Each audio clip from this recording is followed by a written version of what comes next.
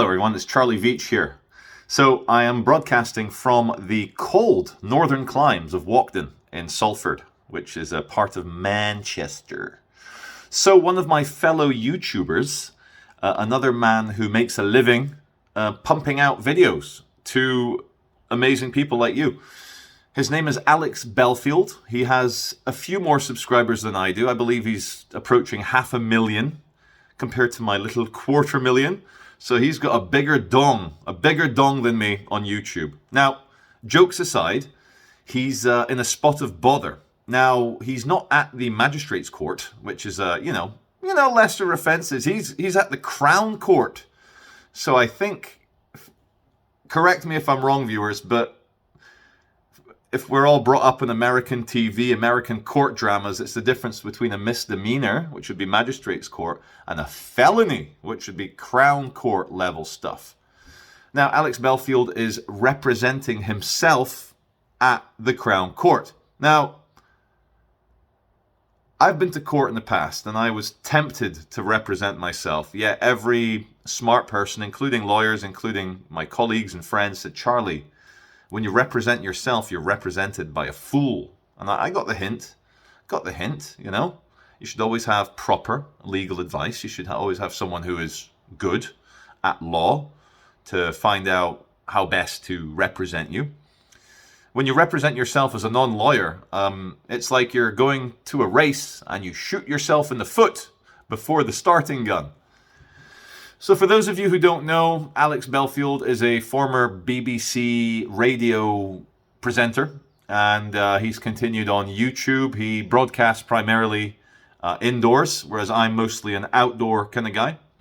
And I would describe him, a center-right, maybe leaning towards traditionalism, conservatism, right-wingism. And he's very popular. Many people write to me saying, "Oh, Charlie, have you checked out Alex Belfield?" Now, nothing pro or against Alex. I'll be very upfront. The videos don't appeal to me, just like my videos don't appeal to a lot of people. Because if they did, I'd have a lot more viewers. So I'm sure Alex, with his 500,000 subscribers, will not be offended that I can be direct and honest about my viewing tastes. Now, I'm going to link some news stories, because obviously the barristers and the prosecution have done their opening statement.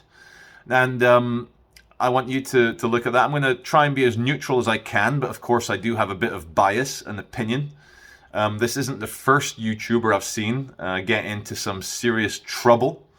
There was one about 8-9 years ago, American friend of mine who is still a friend of mine who was sentenced to 9 months in Wandsworth jail for very similar things to Alex Belfield's case, very similar, stalking, harassment, and that sort of thing. Now, I believe my American friend got treated very harshly, and I know him personally, and he's not a violent, dangerous man, but if I was to put my neutral hat on again, how do the people who felt harassed and stalked, how do they know that he's non-violent and not a threat? They don't. So we have a very famous BBC, is he a presenter or a producer? Or there's a Jeremy Vine. Every British person over a certain age will have heard of the name Jeremy Vine. Political correspondent, BBC man anyway, he's the BBC. And Alex Belfield is accused of harassing and stalking him, as well as multiple other people, including a transgender individual. Now, that's neither here nor there, but I just find it very interesting that one of them happened to be, I think, a male to female, I think. Again, no comment on that. Now, as you all know, I'm a massive believer in free speech and also freedom and not being bothered and harassed, to use that word again. But on the flip side, when someone does become fixated and obsessed, and they are buzzing around your ear like a mosquito that won't go away, and they're very intelligent and they know how not to directly break the law, yet they know how to do things that are not in the spirit of the law. I'm not saying Alex has done this. I'm just trying to present both sides. How can someone retaliate against someone who isn't breaking the law, but is getting a little bit too fixated and obsessed? That's what this looks like from the outside. Some people within the BBC, which is a powerful organization, they are retaliating against what they consider to be an obsessed and harassing individual, Alex Belfield. I've seen some numbers, and you'll see some numbers too when you go into the story linked below in my description box. Have a look at my box. Very nice box. The best box. Full of information, my box. Viewers love information. Have a look at my box.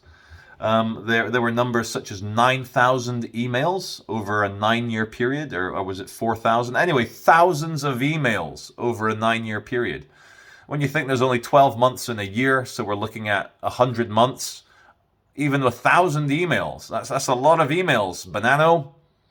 And when you're looking at 9,000 emails, what was he sending? 900 emails a month, 30 a day. What?